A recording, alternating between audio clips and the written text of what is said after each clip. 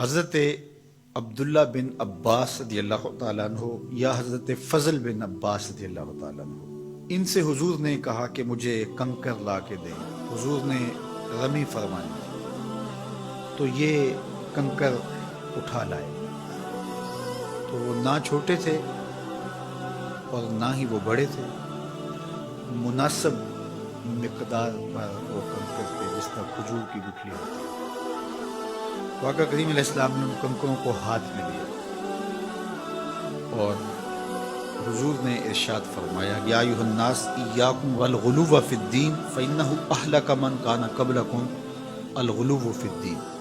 فرمایا کہ غلو فی الدین سے بچو، تم میں سے جو پچھلی امتیں پچھلے لوگ ہلاک ہوئے ہیں وہ دین میں غلو سے ہلاک ہوئے۔ تو گویا حضور نے ان کنکروں کی تحسین فرمائی کہ یہ اسی مقدار کے ہیں جو مقدار مطلوب ہے، نہ تو اتنے چھوٹے کنکر کہ جو کنکر ہی نہ لگے اور وہ مقصدی رمی کا پورا نہ ہو، اس سے بھی منع کر دیا گیا، اور نہ یہ ہے کہ کوئی پتھر اٹھا لائے اور وہ پتھر مارنا شروع کر دے، تو وہ پھر سنگ ریزے نہیں ہوں گے، وہ سنگ ہوں گے، وہ پتھر ہوں گے۔ تو یہ درمیانی ہے، تو حضور نے اس کی تحسین فرمائی۔ کوئی کہے کہ مجھے بہت غصہ ہے ان پر، شیاطین پر، اور وہ پتھر مارنا شروع کر دے، جس طرح وہاں کچھ لوگ جوتے اٹھا کے مارنا شروع کر دیں اور کچھ لوگ ان کی ویڈیو بنا رہے ہوتے ہیں اور بڑے خوش ہو رہے ہوتے ہیں، حالانکہ یہ تجاوز ہوتا ہے شریعت سے،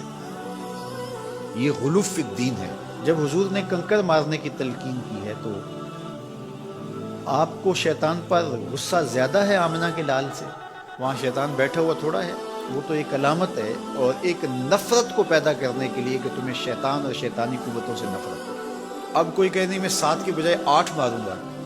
تو وہ غلو ہوگا، کیونکہ جی میرا غصہ زیادہ ابھی ٹھنڈا نہیں ہوا، 7 کنکر مار کے بھی میرا غصہ ٹھنڈا نہیں ہوا، تو وہ کہے میں 8 کنکر مارنا چاہتا ہوں، تو یہ غلو فی الدین ہوگا۔ اور اگر کوئی کہے کہ میں نے اتنے زور سے مارے ہیں کہ 6 ہی کافی ہیں، تو یہ بھی تفریط ہوگی، تو نہ 8 مارے جا سکتے ہیں نہ 6 مارے جا سکتے ہیں، اور نہ ہی کنکروں کے علاوہ جوتے مارے جا سکتے ہیں، اور نہ اس سائز سے بڑے جو ہے وہ پتھروں کی شکل کے اندر آپ سنگ باری کرنے لگ جائیں۔ کوئی بندہ کہتا ہے میرا بڑا ذوق آ گیا تو میں ظہر کی 4 فرض کی بجائے 5 پڑھ لیتا ہوں، تو نہیں پڑھ سکتا۔ کوئی کہے کہ وقت بہت تنگ ہے چلو میں 3 پڑھ لیتا ہوں، تو نہیں پڑھ سکتا۔ جو شریعت نے حد متعین کی ہے اس سے دائیں بائیں نہیں ہوا جا سکتا، تو غلو نہیں کیا جا سکتا۔ غلو فی الدین ہلاکت کا سبب ہے، اور پچھلی امتیں غلو کی وجہ سے ہلاک ہوئی۔ تو اس لیے ہمیں عبادات کے اندر، ہمیں معاملات کے اندر، ہمیں رویوں میں، ہمیں دین کے سارے امور کے اندر جو معتدل راستہ ہے اس راستے پہ گامزن ہونے کی تلقین ہے، اور ہمیں آسانی اور سہولت کے راستے کو اختیار کرنے کی تلقین ہے۔ اللہ کے محبوب علیہ السلام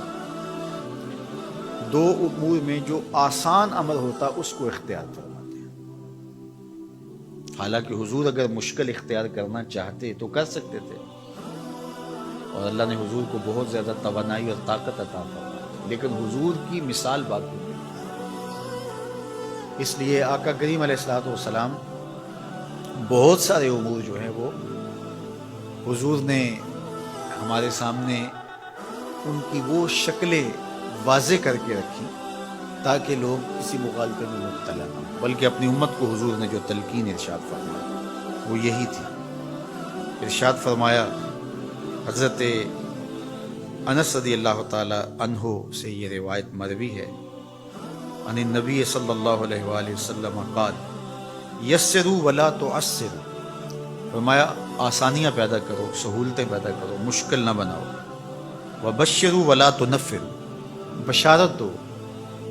لوگوں کو دین سے متنفر نہ کر دینا، لوگوں کو دور نہ کر دینا۔